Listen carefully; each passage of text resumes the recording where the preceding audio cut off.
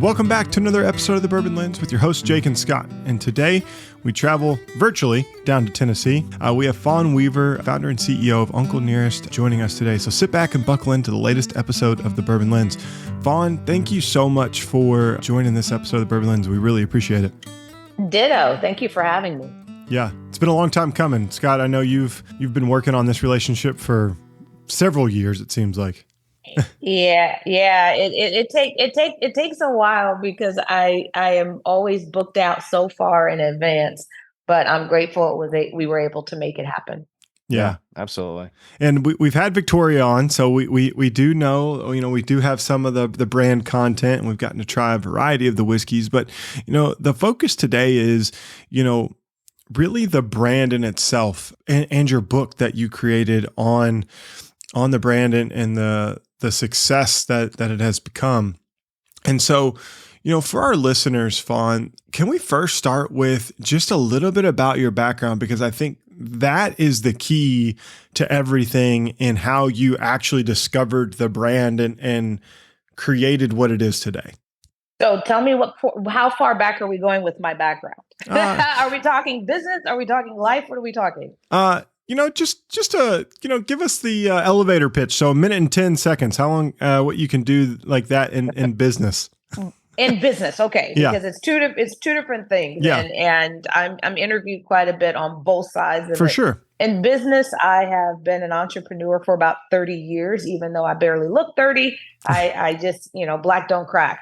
And so I started my first company when I was 18, a PR and special events firm. And so when you're looking at Uncle Nearest, one of the reasons that we have been able to rise in an industry and cut through the noise when, generally speaking, unless you're one of the big guys spending $100 million a year on marketing for just one of your brands, unless you have that, you really can't cut through the noise in this industry. And we've been able to do it because my background is PR and specifically media strategy.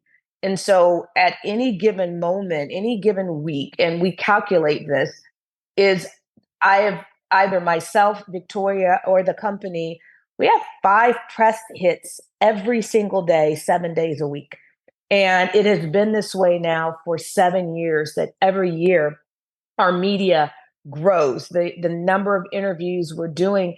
And so you're really hard pressed to not know the story of Uncle Nearest, and to not have come across it in either a podcast or on a TV show or all over the place. But it comes from my background is in PR. Yeah, no, I think that makes a lot of sense. And it is kind of like, there's a saying like, people think about Abe Lincoln every 5 minutes. And you all have done an amazing job of making sure people think about Uncle Nearest every couple minutes, it seems like, because it is everywhere.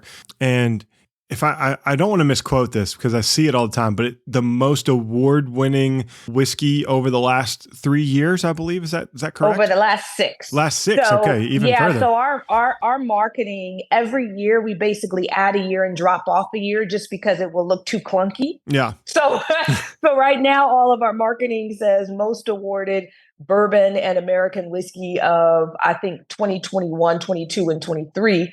And then now that we have captured 24, no one can actually catch up. So then all the marketing is now being updated to just simply say 2022, 2023, and 2024, even though we began this streak back in 2019. Oh, wow. That's awesome. So we'll talk about the liquid for a second, because I think that's really important for people to understand that you all have created partnerships and then ultimately created your own distillery there in Tennessee. What was that like, creating or diving into the story, understanding who Nearest Green was in that path to liquid to lips, right? Like we talk about that all the time. It's a common phrase is, how do we get the liquid to tell the ultimate story that you all want to tell? And the book does a good job of that. But what was that path to, hey, I understand this. I see that this is we want to make this a brand. What was that path like, creating that liquid to the ultimate consumers, in palate? Well, when we first came in, we were just trying to figure out how do you source. If you are if you were in the Scotch business, Irish whiskey, cognac, all of those are all blends of just a number of distilleries. Like nobody just does their own. No one at scale just does their own. Bourbon is different in that there is this really high value, for whatever reason, placed on distilleries doing it themselves versus doing what most industries do, which is bringing a lot of this, like a lot of distillate together. And then what you do on your side that makes it so unique is the blending process. Bourbon, I don't know where it came from or why there is such a high value placed on it. I think it's a little silly.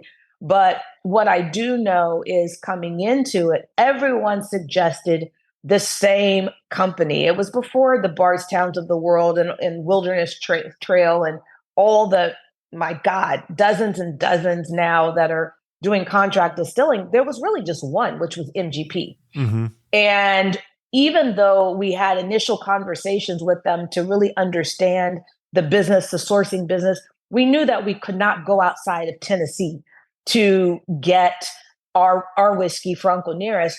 We knew that it had to be a Tennessee whiskey, which then really shrunk how many we could source from. So it had to be literally not Tennessee bourbon, because when people say Tennessee bourbon, that means it may or may not have gone through the Lincoln County process. Well, what makes Nearest Green so special and his legacy is that process. That process that came in with the enslaved people that he then taught Jack and Jack's nephews and Jack's great nephews, all, or his son did, and then his grandsons. And so that process has always been a part of every drop of liquid we've ever put out. It's absolutely not, with the exception of the rye, because the rye is just rested secondary in our barrels. But in terms of every bottle of Uncle Nearest from the very beginning, even though it's always said premium whiskey, there has never been a drop of Uncle Nearest in our bottles that wasn't bourbon and that wasn't Tennessee whiskey. I chose to put premium whiskey on it versus one of those, because if I put bourbon on it, which it is legally defined as a straight bourbon whiskey, then I would have really been denying what it was that made Nearest Green so special. But at the time we came out in 2017, if I had put Tennessee whiskey on the bottle, no one would have spent $60 for it. Yeah. Because at that time, people saw Tennessee whiskey as being of lower quality than bourbon, because they saw Tennessee whiskey as only being Old Number 7. And so you've got Old Number 7 going against Colonel E.H. Taylor. The two don't compete. Yeah. like these are two different worlds we're talking about. And so coming into it, I knew I had to redefine the category. It's one of the reasons that we began submitting Uncle Nearest to every award competition around the world from jump. That's really expensive to do. Yeah. I don't know if people realize how expensive it is to be the world's most awarded, but every single bottle that we submit, there's a price attached to submitting that and having that reviewed. So it's very pricey to do it.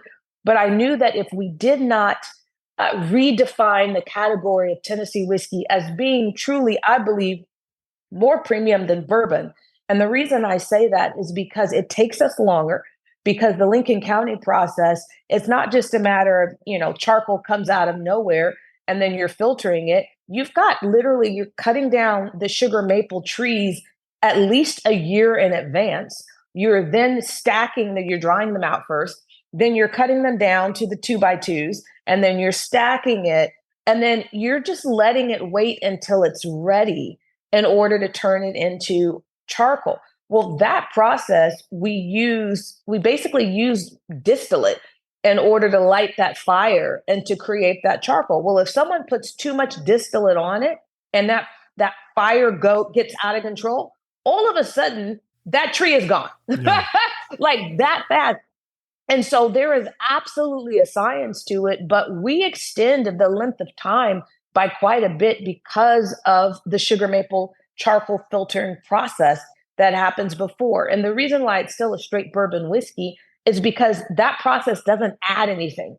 we still check every box for bourbon, but what it does do is remove some of the impurities, fusel oils, and things that of that nature, stuff that gives you a headache. It removes it before it goes into the barrel, and that's what distinguishes Tennessee whiskey from Kentucky bourbon. Yeah, no, that's great that you said that. We also got Chris Fletcher to admit it, and we have video recorded evidence of it. So great. You know what's so funny? Both Chris is on record of saying it. Jeff Arnett is on record of saying, but you really had to back him into a corner to get him to say it, because for so long their marketing campaign, and I think it still is we're not bourbon, we're Jack. And so the challenge with saying we're not bourbon, we're Jack, is it caused people to believe that Tennessee whiskey is not straight bourbon whiskey. So I had to spend so much time re-educating really educated people in this industry because they bought a marketing campaign. Yeah. It's like people who still think pork is the other white meat. Y'all, that thing is pink when it comes out. Like at no point has pork ever been white. Yeah. But it was a brilliant marketing campaign. Or people who think that breakfast is the most important meal of the day. That's not true. Our ancestors never ate breakfast. And so, but Kellogg, brilliant marketing campaign that people still quote to this day. Yeah. And that's what was happening with Tennessee whiskey, is that Jack spent so much time convincing consumers that it wasn't bourbon that I had to then go back and say, no, not only is it bourbon, but it's bourbon that it costs more and takes longer. Yeah. I mean, here's the thing. You're not wrong. And that's what we've learned over time, right? Like, the TTB, when you fill out that form, right? It is, it's Tennessee whiskey is a subcategory of bourbon.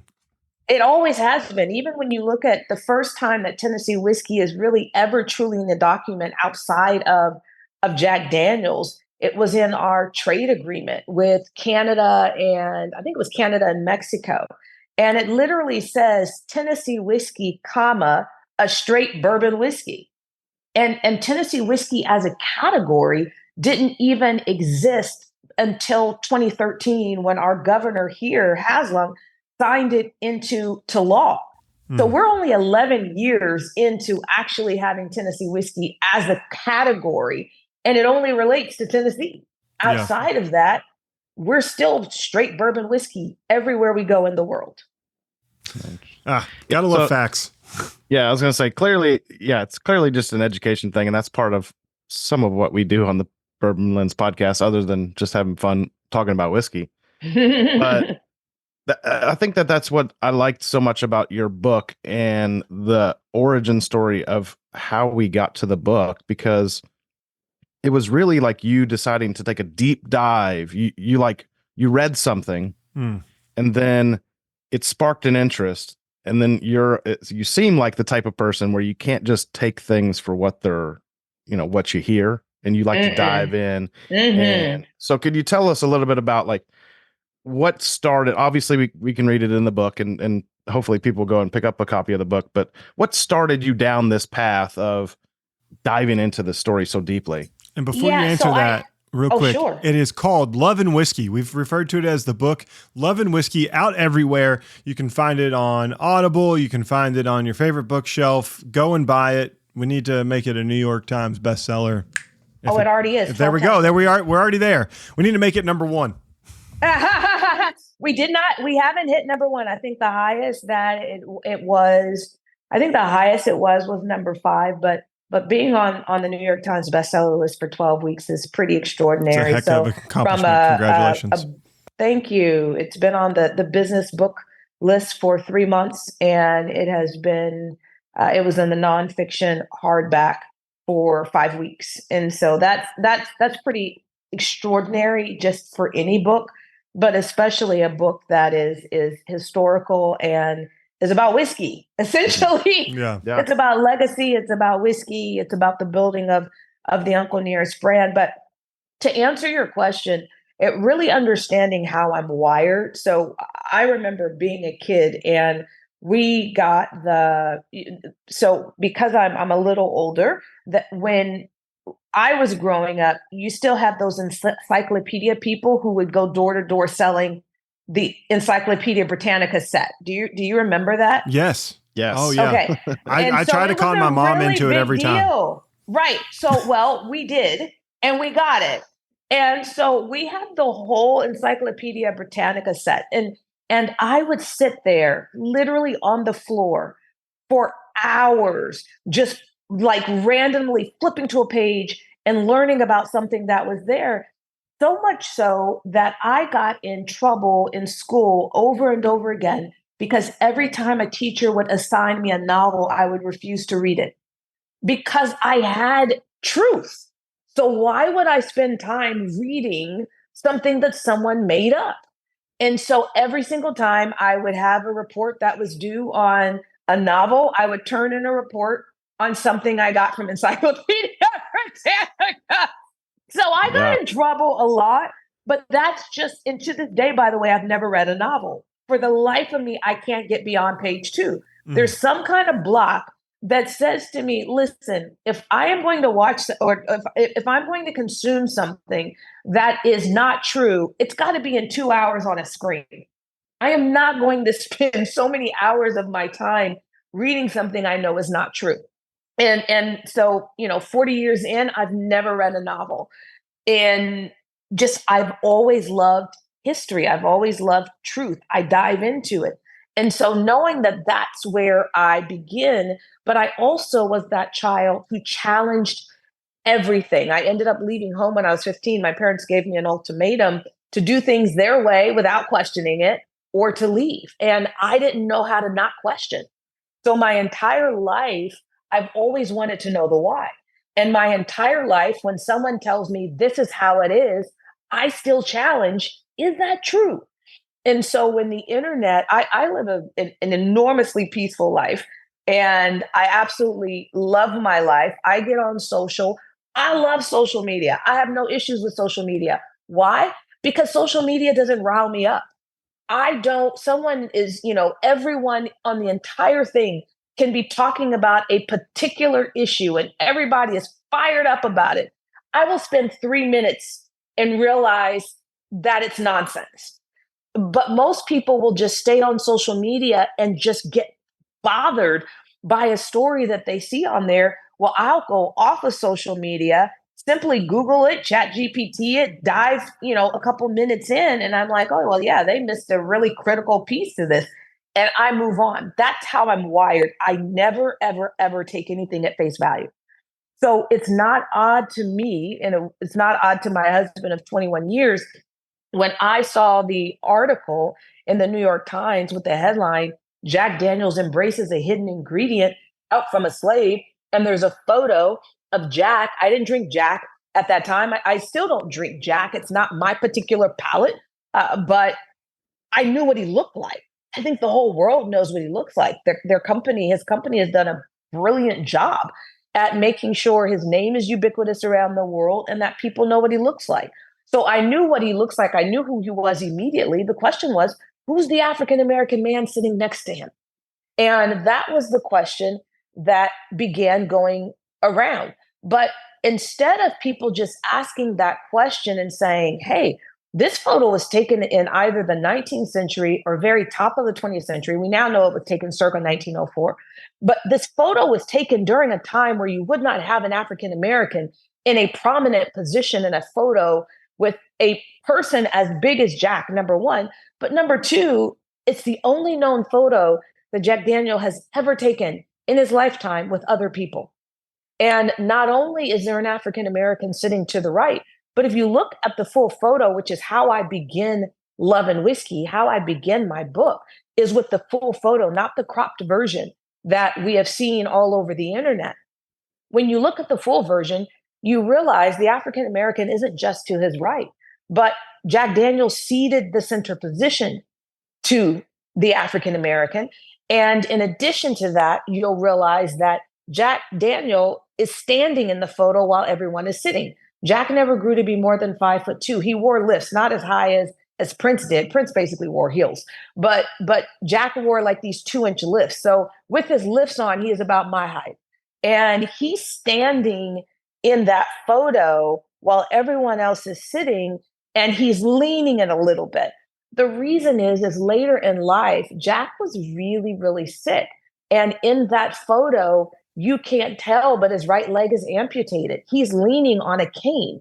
And the two people that he chose to cover this infirmity is Nearest Green's son, George, and his nephew, Lim Motlow.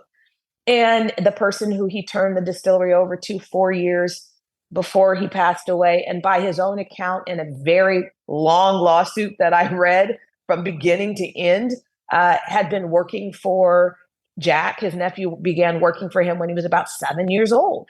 And so these are the two people that he chose to cover this thing he didn't want the world to know about him, which is he didn't have a right leg later in life. And so I look at this photo and instinctively, I look at it and say, okay, it is not what the internet is saying. It is not what social media is saying.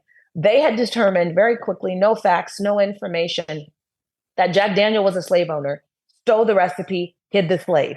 I look at the photo, I look at the positioning of Jack and where this African American is, and I conclude that Jack was not trying to hide this person. He was trying to make sure America would never be able to erase this person. Those are two very different stories. They're opposing stories. And I believed mine, but I was the only person who believed that. The entire internet was going wild on this story.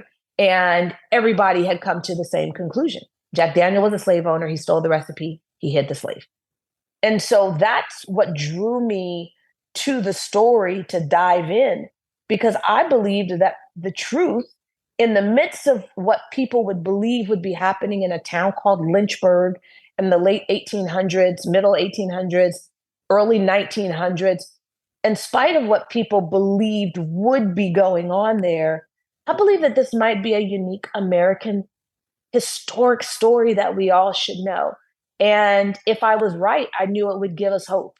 If I was wrong, I wouldn't have written the story. Yeah. So you have the picture, you read the article, right? And you start to do some uncovering, and it gives you hope to, there's some layers to peel back, right? There's an onion here, right? And we just have the base layer. So as you take that next step, what's the first peel that you have after the picture that kind of is like, now we need to really try to figure out where the core of this thing is? Well, it was ordering Jack Daniel's legacy.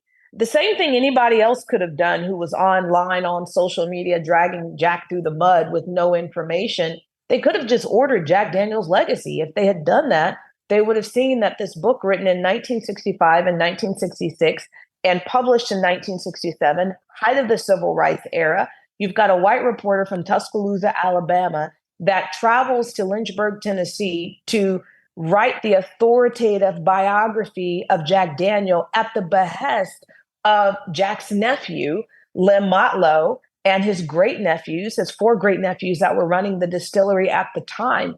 And they wanted for Jack's story to be told and to be held in posterity. And so they found a journalist down in Alabama, invited him up, and gave him full reign to interview everyone who ever talked to Jack, knew Jack, touched Jack. Jack died when he was pretty young, Lynchburg years. By that, I mean, Jack died about 40 years earlier, 40 years sooner than most people in Lynchburg pass away. In Lynchburg, if you die before the age of 95, you died young. That it is astounding how many people I interviewed for Love and Whiskey that was over the age of 90 years old, that were still out and about every day, driving, doing their own thing. Nearest Green's granddaughter was alive, living by herself at 106 years old. Jack's eldest descendant, Miss Mary Vaughn, when I came to town, she was 102, very much so self-sufficient. And so there's something in the water. There's some, and I would say there's something in the whiskey, except Miss Mary Vaughn never touched whiskey at all. She was opposed to it, but there is certainly something that's in the base of whiskey down here in this Lynchburg, Shelbyville area. Mm. But I had the great benefit of being able to interview so many people. But Ben Green, of no relation to Nearest, the reporter from Tuscaloosa, Alabama, had the same thing. he was able to interview all of these people who really knew Jack. And imagine how many times people would have had to have mentioned Nearest Green, George Green, his son, Eli Green, his son, uh, in order for them to be mentioned by name more times in Jack Daniel's legacy than Jack's own family. In addition to that, there are certain places in the book where Jack down here is referred to as Uncle Jack, always has been. As a matter of fact, there's only one bottle of Jack Daniel ever that has had Jack's photo on that bottle. And that's a bottle that was called Uncle Jack. It was put out when Jack was alive. And that is how people referred to him. And so the book is dedicated to Uncle Jack. And throughout the book, it refers to Jack when he's young, obviously as Jasper, his legal name, and then as Jack. But then as he gets older, refers to him as Uncle Jack. Well, what you find in the book is there's times where the level of respect that is being spoken about Uncle Nearest is higher than the level of respect for Uncle Jack. Well, you don't do that unless people around Uncle Jack did that. And so reading that book, I said, I got to go to Lynchburg because the world has this story completely wrong. It makes no sense. If you want to hide a slave in 1967, are you kidding me? You simply left his name out of the book. You take your Bourbon Lens. How many stories have you talked about with folks up in Kentucky about their Black distillers? They all had them. How many of them do you know by name other than Nearest? Not one. Exactly. So this wasn't a case of someone wanting to make sure that someone's story didn't get out. It was the opposite.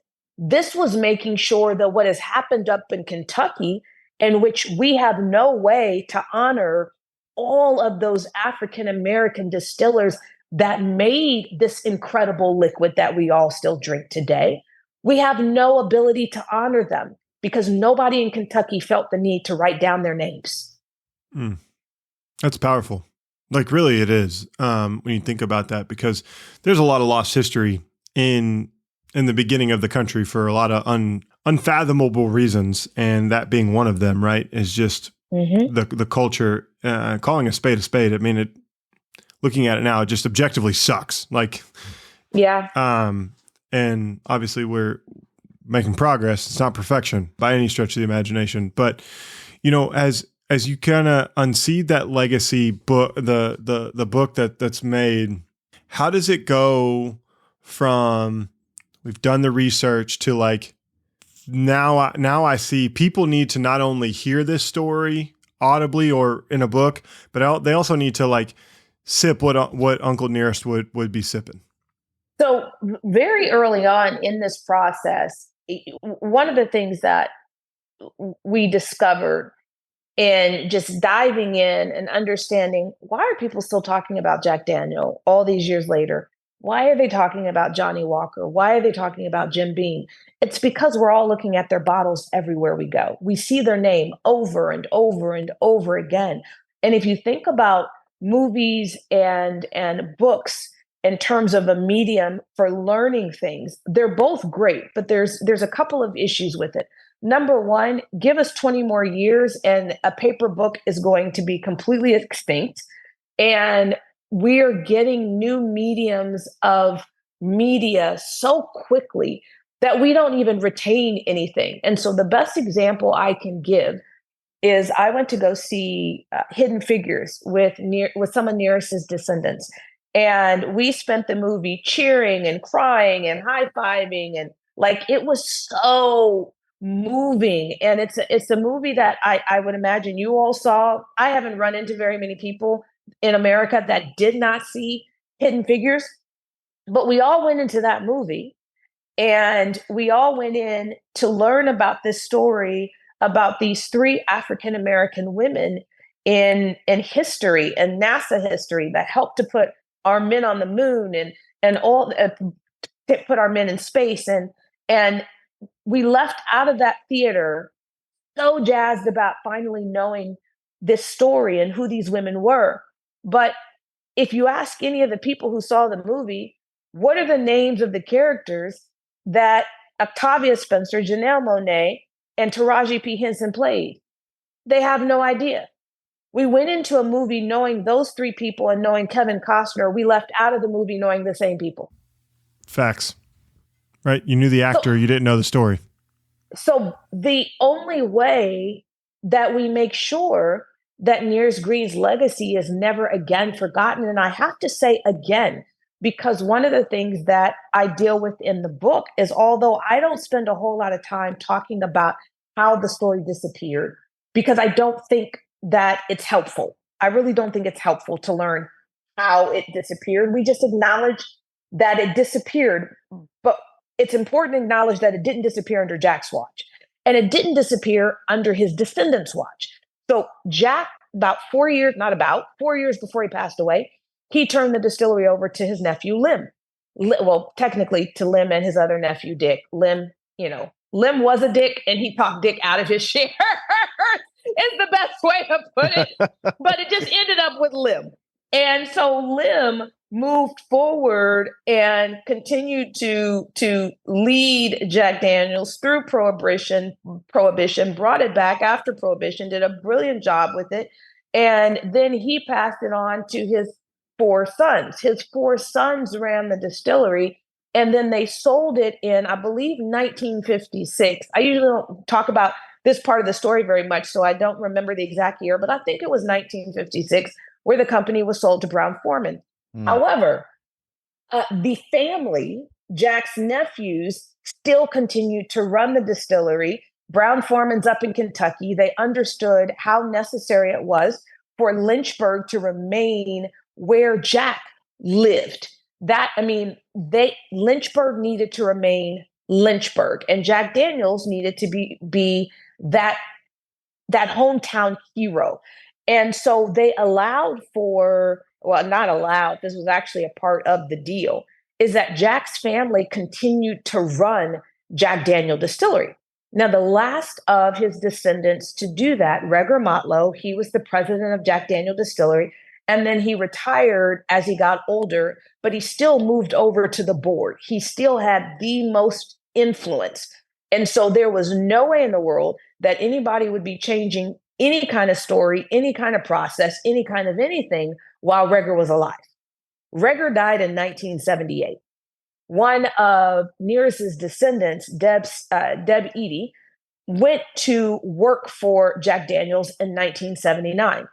Also, Nearest Green, one of his descendants, although she lived in Texas, actually, I think she later moved to Texas. She lived in Indianapolis at the time, but she would bring her college friends to the distillery every summer to brag on the fact that her ancestor was being talked about on the tours. His legacy, the legacy of George Green, the legacy of Nearest Green, was a great part of the tour at Jack Daniel Distillery. And then Regor died in 78. Nearest's descendant went with friends, as she always had, in 79, and called her daughter, who's still alive and lives in Dallas, Texas, called her daughter and said, they whitewashed my great-great-grandfather out of the story. And then Deb, who went to work there in 79, expecting that they told the story of her ancestor, learned when she got there, not only did they no longer tell the story, but she was advised that she should not either. And by the time I came into the picture, she had been there for almost 40 years and had been trying to get them to tell the story of Nearest Green. And her 2 siblings also worked there, and they all were doing the same thing. Like, y'all know who this is. He's in Jack Daniel's legacy. This photo, this is our ancestor. You can't pretend this isn't. So it's always very important to me that we acknowledge that under Jack's watch and under Jack's descendants' watch, Nearest Green and his legacy, George Green, Eli Green, there's more of them because Nearest's grandsons also came into Jack Daniel Distillery. They were not only acknowledged, they were honored. And to do that in that period of time should be celebrated. It's why I have such an enormous respect for Jack the Man, like such an amount of respect for him. You will never see me be in a space in which someone says something negative about Jack Daniel and I don't correct them. Never.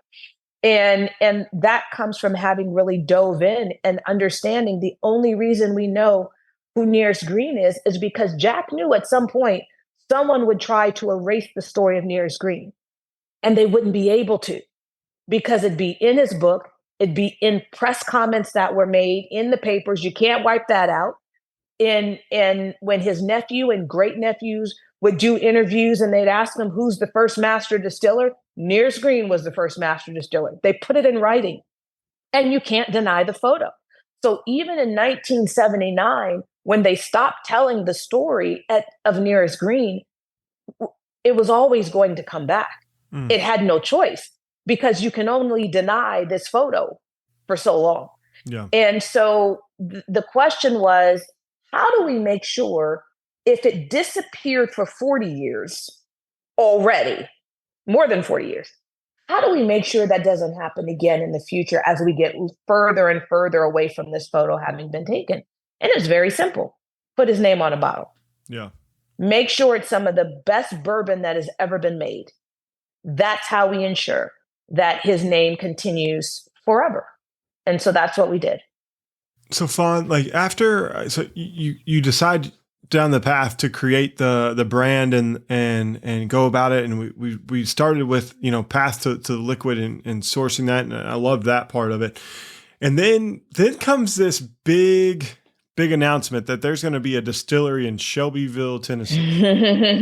Yes. Right? Yeah. And that, in no uncertain terms, is a long road to hoe, and not cheap. Right. So how did you all come about landing so close to Lynchburg? Because it's not a stone's throw, but it's a short drive from that place, from Lynchburg to Shelbyville. How did you all make that decision to land there and build there? It was out of respect for Jack. So understand that yes, the juice that Jack was selling, Nearest Green was making. But make no mistake about it, Jack built Lynchburg. Yeah. His marketing prowess, his PR, he was absolutely brilliant. And so he is the person, and I love telling stories in Love and Whiskey about his brilliance. Think about it. He wasn't able to raise money that he needed to build Jack Daniel's because the whiskey business was too much of a risk. But people found banks to not be as risky. So he raised money to buy a bank, to loan himself the money he needed to build his brand. Yeah. The level of just absolute, I love it.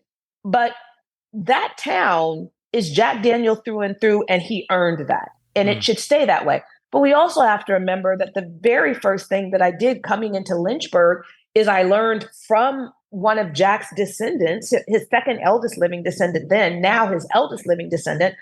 I learned from her that where Jack grew up, the 313-acre farm of Dan Call, which is the preacher and distiller who they transferred the story to in 79, Dan Call was the person who both Nearest and Jack worked for. Nearest as an enslaved man, an enslaved master distiller, Jack as a chore boy. That means he was going and fetching water from the well for the family, milking cows, feeding slop to the pigs. It was not a glamorous job at all. And remember, he never grew to be more than 5'2". And so he's doing this beginning somewhere around the age of 7 years old, just like Jack's nephew, Lim, came to work for him at 7 years old. That's about the age that Jack was when he came to work for Dan Call as a chore boy. So he's on this 313-acre, well, at that time it was 338, and then they put roads through it and all that. By the time we got there, it's 313 acres. But it was the original house where Jack grew up. That is, we restored to almost exactly the way it was when Jack was there, where the original Jack Daniel distillery number 7, where that was. There, the current location never had a distillery number 7. Distillery number 7 is on the Dan Call farm. That was where Jack Daniel Distillery began. legally. And it was there until around 1884. It was on that property. You've got the same water source that was used when Nearest was making the whiskey that has never run dry. That is on that property. And so we learned about that within hours of being in Lynchburg from Jack's descendant. Then her cousin is a realtor, then offers to take us up to the property. Well, needless to say, we buy it. It's American history we're talking about. Yeah. And so we bought the property. And then all of a sudden, there was a thought process once we began really diving in and people learned that we were starting a whiskey. The immediate thought was, well, it's 313 acres. Of course, they're going to put a distillery there. And that would make sense. But it's in the hills above Lynchburg, Tennessee. And as far as I'm concerned, Jack built Lynchburg. It would have been disrespectful to put another distillery there, as far as I'm concerned. But we also had to make sure that we were close enough to where Nearest's legacy was, which was also Lynchburg. Yep. And so the next city over is Shelbyville, Tennessee. So that is where we decided to build Nearest Green Distillery. And when we announced it in 2018, everybody thought we were crazy because we were such a small brand. We're such a small company. No independents in this industry ever succeed without having to sell. So it was very foolish as far as people in the industry were concerned for us to build this distillery. Now, $55 million later, we're the 7th most visited distillery in the world out of tens of thousands of distilleries. And people come to our distillery by the thousands every weekend, and all of them become ambassadors for our brand as they go back out to their cities and states across this country. No, that's awesome. I love that. And I love the reasoning and I love the homage, right? Because, and the respect to Jack because of who he was in the story of Nearest and vice versa, right? Like, I feel like you don't have Jack without Nearest and you don't have Nearest without Jack. Like it kind of like works hand in hand, that marriage of relationship and kind of like how you all are working in homage of that, respecting Jack, but also, forging the past for Nearest one town over, I think is beautifully well done. So I think that's really cool. And when you're leaving out of our distillery, the sign tells you Lynchburg, 23 miles to your right. Yeah. Because we're trying to, and our tour guides tell people, hey, leave out of here and go visit Jack. Because it is so important to us. I believe that if Nearest were alive, he would want to see Jack Daniel's thriving. And I believe if Jack were alive, he'd want to see Nearest Green Distillery thriving. And so I believe for the honor of both of those men, we continue to do that. Yeah. No, that's really cool. And that is the love and whiskey right there, right? Like that kind of, that's a summation of what it is. It is about that loving friendship, almost brotherhood, fatherhood bond that they had together and, where that is today. So if you've not gotten the book, like we mentioned earlier, make sure you go buy Love and Whiskey because it is a really well done book. I'm not finished with it yet, but I'm working hard to finish it. Scott has read it and Fawn has created a really good book. And the story is going to continue to grow. I think that's the beautiful part of it because what you all have done with the distillery, what you've done with the brand, it's not just today. It's what happens with the family and the legacy of the brand 20, 30 years from now, because you're just extending people's knowledge and understanding of an American legacy in the name Nearest Green, which I think is awesome. Yeah. Well, for most people that put out hardbacks, especially when they're bestsellers, the publisher always puts out a paperback and later down the road, a year, 2 years later. And in my instance, I had determined very early on, if we put out a paperback, it will be expanded and there will be more chapters because every month that goes by, new chapters are being written, new things are being learned. And so we already have, I believe, 2 of the chapters done for what will eventually come out as the paperback. And who knows how many more chapters between now and then will be written. And, it's funny because in the book, you do learn about some of the grenades that were thrown at me from the Brown-Forman side of things. None of those people still work there. So I want to be very clear about that. but they were throwing those grenades. And I remember having a call with them, I think maybe earlier this year. And I said, y'all, I'm still writing chapters. So could you please message to everybody, don't do nothing stupid. Don't be included in the next version of the book. Do not be included in the next version of the book. Yeah. Yeah. Be a part of the change, not the old ways, right? Exactly. No. Well, that's awesome. And you all were gracious enough to send us an extra copy. So when we launch this podcast here in a couple weeks, we will do this all over social media. If you comment and like the post that we post, we are going to give away one of the books. And we want people to read this book because it is important. Whiskey has a story and Nearest has a story. And I think it's important that you listen to this and listen to this podcast or read the book because I think you'll get a whole new viewpoint of how the brand was created and why you all are so passionate about it at Nearest Green Distillery. And I think that is what people should get behind is the passion that you all have created around this brand because it's unparalleled. I appreciate you so much. Yeah, it really is. It is so cool to see every day. And we've talked to Victoria before, the passion about that. And not every distillery has that passion, but you can hear it as you talk.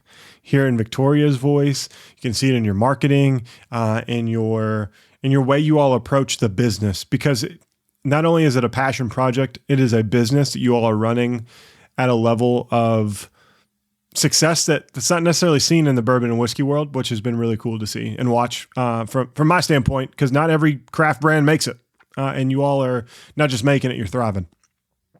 Yeah, most craft brands don't make it. You also have a lot of them that are getting into the business specifically because they want to grow it and flip it. They want to sell it. Yep. It's really hard to have passion for something that in your own mind, you're leaving in 5 years or 10 years.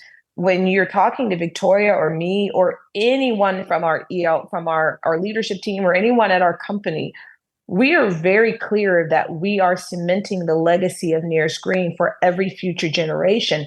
Selling is not an option. It's not even a thought in our company. And so I think a part of that passion that you hear is the fact that we plan to have this until it's time to pass it to the next generation.